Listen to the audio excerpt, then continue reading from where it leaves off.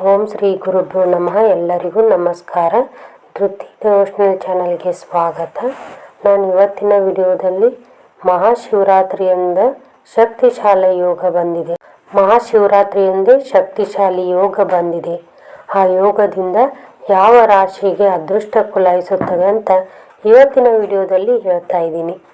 ಈ ವರ್ಷ ಮಹಾಶಿವರಾತ್ರಿಯಂದು ಶುಭ ಲಕ್ಷ್ಮೀ ನಾರಾಯಣ ಯೋಗವು ರೂಪುಗೊಂಡಿದೆ. 19 ವರ್ಷಗಳ ನಂತರ ಫೆಬ್ರವರಿ 15ರಂದು ಸೂರ್ಯ ಮತ್ತು ರಾಹು ಕುಂಭ ರಾಶಿಯಲ್ಲಿ ಒಂದಾಗುತ್ತಾರೆ. ಈ ಸಮಯದಲ್ಲಿ ಬುಧ ಮತ್ತು ಶುಕ್ರ ಕೂಡ ಕುಂಭ ರಾಶಿಯಲ್ಲಿ ಒಟ್ಟಿಗೆ ಇರುತ್ತಾರೆ. ಇದು ಲಕ್ಷ್ಮೀನಾರಾಯಣ ಯೋಗವನ್ನು ಸೃಷ್ಟಿಸುತ್ತದೆ. ಇದು ಕೆಲವು ರಾಶಿಯವರಿಗೆ ಶಿವನ ಆಶೀರ್ವಾದ ಹಾಗೂ ಲಕ್ಷ್ಮಿ ಮತ್ತು ವಿಷ್ಣುವಿನ ಆಶೀರ್ವಾದವನ್ನು ತರುತ್ತದೆ. ಆ ಲಕ್ಕಿ ರಾಶಿಗಳಾವುವು ಎಂಬುದನ್ನು ನೋಡೋಣ. ಈ ಬಾರಿ 19 ವರ್ಷಗಳ ನಂತರ ಮಹಾಶಿವರಾತ್ರಿಯಂದು ಲಕ್ಷ್ಮೀನಾರಾಯಣ ಯೋಗದ ಅಪರೂಪದ ಸಂಯೋಜನೆ ರೂಪುಗೊಂಡಿದೆ. ಈ ವರ್ಷ ಫೆಬ್ರವರಿ 15ರಂದು ಸೂರ್ಯ ಮತ್ತು ರಾಹು ಮತ್ತೊಮ್ಮೆ ಕುಂಭರಾಶಿಯಲ್ಲಿ ಒಟ್ಟಿಗೆ ಸಾಗುತ್ತಾರೆ. ಫೆಬ್ರವರಿ 15ರಂದು ಕುಂಭ ರಾಶಿಯಲ್ಲಿ ಬುಧ ಮತ್ತು ಶುಕ್ರ ಒಟ್ಟಿಗೆ ಸಾಗುತ್ತಾರೆ. ಪರಿಣಾಮವಾಗಿ ಮಹಾಶಿವರಾತ್ರಿಯಂದು ಶುಕ್ರ ಮತ್ತು ಬುಧದ ಸಂಯೋಗವು ಲಕ್ಷ್ಮೀನಾರಾಯಣ ಯೋಗವನ್ನು ಸೃಷ್ಟಿಸುತ್ತದೆ. ಈ ಸಂದರ್ಭದಲ್ಲಿ ರಾಹು ಶಾಂತಿ ಮತ್ತು ಕಾಲಸರ್ಪದೋಷ ಶಾಂತಿ ಆಚರಣೆಗಳನ್ನು ಮಾಡುವುದು ಸಹ ಶುಭವಾಗಿರುತ್ತದೆ. ಮಹಾಶಿವರಾತ್ರಿಯಂದು ಲಕ್ಷ್ಮೀನಾರಾಯಣ ಯೋಗದ ರಚನೆಯು ಕೆಲವು ರಾಶಿಯವರಿಗೆ ಲಕ್ಷ್ಮಿ ಮತ್ತು ವಿಷ್ಣುವಿನ ಆಶೀರ್ವಾದದ ಶುಭ ಪ್ರಯೋಜನಗಳನ್ನು ತರುತ್ತದೆ.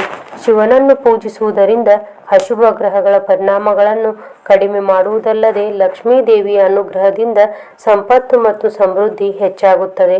ಆ ರಾಶಿಗಳು ಯಾವುವು ಅನ್ನೋದನ್ನು ನೋಡೋಣ. ಮೊದಲನೇದಾಗಿ ಮಿಥುನ ರಾಶಿ. ಮಿಥುನ ರಾಶಿಯ 9ನೇ ಮನೆಯಲ್ಲಿ ಲಕ್ಷ್ಮೀನಾರಾಯಣ ಯೋಗದ ಉಪಸ್ಥಿತಿಯು ನಿಮ್ಮ ಅದೃಷ್ಟದ ಮೇಲೆ ಪ್ರಭಾವ ಬೀರುತ್ತದೆ. ಅಂತೆಯೇ ನೀವು ವಿಧಿಯಿಂದ ಸಂಪೂರ್ಣ ಬೆಂಬಲವನ್ನು ಪಡೆಯುತ್ತೀರಿ. ಜೀವನದಲ್ಲಿ ಸಂತೋಷ ಮತ್ತು ಸಮೃದ್ಧಿಗೆ ಹೊಸ ಅವಕಾಶಗಳು ಉದ್ಭವಿಸುತ್ತವೆ. ನಿಮ್ಮ ತಂದೆ ಹಾಗೂ ಮೇಲಾಧಿಕಾರಿಗಳಿಂದ ನಿಮಗೆ ಬೆಂಬಲ ಸಿಗುತ್ತದೆ. ಇದು ಭವಿಷ್ಯದಲ್ಲಿ ನಿಮಗೆ ಪ್ರಯೋಜನವನ್ನು ನೀಡುತ್ತದೆ. ಈ ಸಮಯದಲ್ಲಿ ದೀರ್ಘ ಪ್ರಯಾಣದ ಸಾಧ್ಯತೆಯೂ ಇದೆ.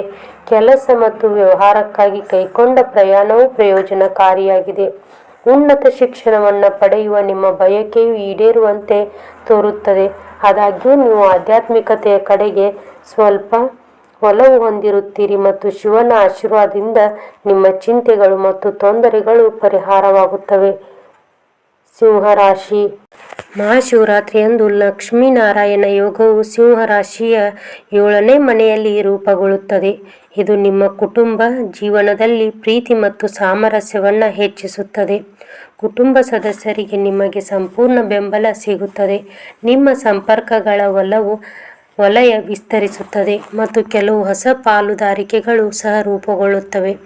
ಈ ಅವಧಿಯಲ್ಲಿ ನಿಮ್ಮ ಪಾಲುದಾರರಿಗೆ ನಿಮಗೆ ಸಂಪೂರ್ಣ ಬೆಂಬಲ ಸಿಗುತ್ತದೆ. ಪಾಲುದಾರಿಕೆಯಲ್ಲಿ ನೀವು ತೆಗೆದುಕೊಳ್ಳುವ ಯಾವುದೇ ನಿರ್ಧಾರಗಳಿಗೆ ನಿಮ್ಮ ಸಂಗಾತಿ ಬೆಂಬಲ ನೀಡುತ್ತಾರೆ. ನೀವು ದೂರದ ಪ್ರಯಾಣ ಅಥವಾ ವಿದೇಶದಲ್ಲಿ ನೆಲೆಸುವ ಅವಕಾಶವನ್ನು ಹೊಂದಿರಬಹುದು. ವೈವಾಹಿಕ ಜೀವನವು ಸಾಮರಸ್ಯದಿಂದ ಕೂಡಿರುತ್ತದೆ ಮತ್ತು ನಿಮ್ಮ ಸಂಗಾತಿಯೊಂದಿಗಿನ ನಿಮ್ಮ ಸಂಬಂಧವು ಬಲಗೊಳ್ಳುತ್ತದೆ. ಇದು ನಿಮಗೆ ಮನಸ್ಸಿನ ಶಾಂತಿಯನ್ನು ತರುತ್ತದೆ. ಇನ್ನು 3ನೇದು ತುಲಾರಾಶಿ. ಮಹಾಶಿವರಾತ್ರಿಯಂದು ತುಲಾರಾಶಿಯ 5ನೇ ಮನೆಯಲ್ಲಿ ಲಕ್ಷ್ಮೀನಾರಾಯಣ ಯೋಗವು ರೂಪುಗೊಳ್ಳುತ್ತದೆ. ಈ ಪ್ರಭಾವವು ನಿಮಗೆ ಪೂರ್ಣ ಅದೃಷ್ಟವನ್ನು ತರುತ್ತದೆ.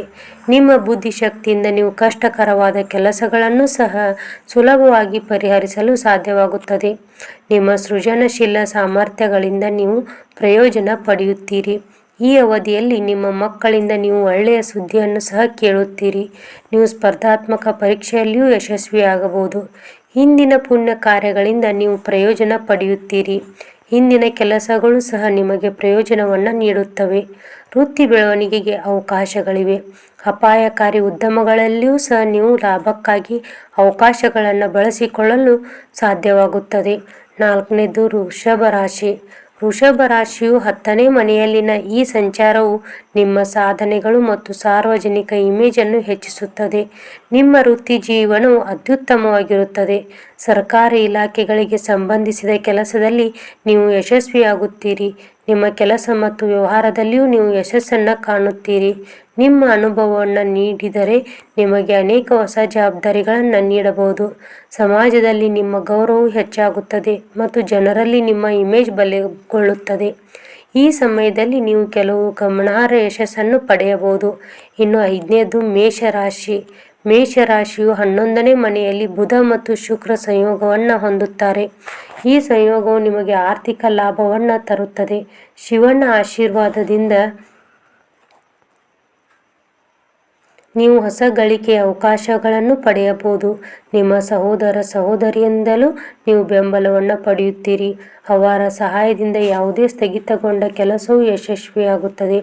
ಹೆಚ್ಚುವರಿಯಾಗಿ ಈ ಸಮಯವು ನಿಮಗೆ ನಿಮ್ಮ ಇಚ್ಛೆಗಳ ನೆರವೇರಿಕೆಯ ಸಮಯವಾಗಿರುತ್ತದೆ. ಸಾಮಾಜಿಕ ಸಂಬಂಧಗಳು ಬಲಗೊಳ್ಳುತ್ತದೆ. ನಿಮ್ಮ ಇಮೇಜ್ ಮೊದಲಿಗಿಂತ ಬಲಗೊಳ್ಳುತ್ತದೆ. ಈ ಸಮಯದಲ್ಲಿ ನೀವು ನಿಮ್ಮ ವೃತ್ತಿ ಜೀವನದಲ್ಲಿ ಗಮನಾರ್ಹ ಬೆಳವಣಿಗೆಯನ್ನು ಸಹ ಅನುಭವಿಸುವಿರಿ. ನಿಮ್ಮ ವ್ಯವಹಾರವನ್ನು ವಿಸ್ತರಿಸಲು ನಿಮಗೆ ಅವಕಾಶಗಳಿವೆ. ನೋಡಿದ್ರಲ್ಲ, ಇವತ್ತಿನ ವಿಡಿಯೋದಲ್ಲಿ ಯಾವ ರಾಶಿಯಲ್ಲಿ ಶಕ್ತಿಶಾಲಿ ಯೋಗ ಕೂಡಿ ಬರುತ್ತದೆ, ಯಾವ 5 ರಾಶಿಗೆ ಅದೃಷ್ಟ ಕುಲಾಯಿಸುತ್ತದೆ ಅಂತ ಇವತ್ತಿನ ವಿಡಿಯೋದಲ್ಲಿ ಹೇಳಿದ್ದೀನಿ. ಈ ವಿಡಿಯೋ ನಿಮಗೆ ಇಷ್ಟ ಆಗಿದೆ ಅಂತ ಅಂದ್ಕೊಂಡಿದ್ದೀನಿ. ಇಷ್ಟ ಆಗಿದ್ದರೆ ಪ್ಲೀಸ್ ಲೈಕ್ ಮಾಡಿ, ಶೇರ್ ಮಾಡಿ, ಹಾಗೆ ಕಮೆಂಟ್ ಮಾಡೋದನ್ನು ಮರಿಬೇಡಿ. ಎಲ್ಲರ ಜೀವನದಲ್ಲಿಯೂ ಲಕ್ಷ್ಮೀ ದೇವಿಯು ಸ್ಥಿರವಾಗಿ ನೆಲೆಸಲಿ, ಅಂದುಕೊಂಡ ಎಲ್ಲ ಕೆಲಸಗಳು ನಿರ್ವಿಘ್ನವಾಗಿ ನೆರವೇರಲಿ ಅಂತ ದೇವರಲ್ಲಿ ಪ್ರಾರ್ಥಿಸಿಕೊಳ್ಳುತ್ತಾ ಇವತ್ತಿನ ವಿಡಿಯೋವನ್ನು ಮುಗಿಸ್ತಾ ಇದ್ದೀನಿ. ಸರ್ವೇ ಜನೋ ಸುಖಿನೋ ಭವಂತು.